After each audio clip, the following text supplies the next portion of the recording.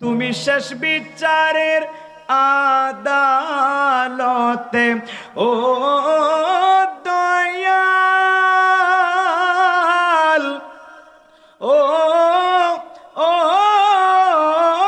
রে দয়াল, তুমি শেষ বিচারের আদালতে, তুমি শেষ বিচারের আদালতে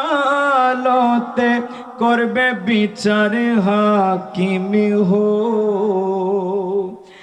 আমি তোমার ক্ষমার যোগ্য নয় দয়াল, আমি তোমার ক্ষমার যোগ্য নয়। সেদিন আদালতে তোমার সামনে কেমন কইরা যাব।